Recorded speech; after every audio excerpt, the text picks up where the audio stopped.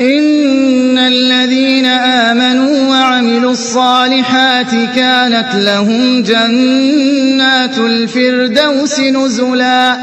خالدين فيها لا يبغون عنها حولا قل لو كان البحر مدادا لكلمات ربي لنفد البحر قبل أن تنفد كلمات ربي ولو جئنا بمثله مددا قل إنما أنا بشر مثلكم يوحى إلي أنما إلهكم إله واحد فمن كان يرجو لقاء ربه فليعمل عملا صالحا ولا يشرك بعبادة ربه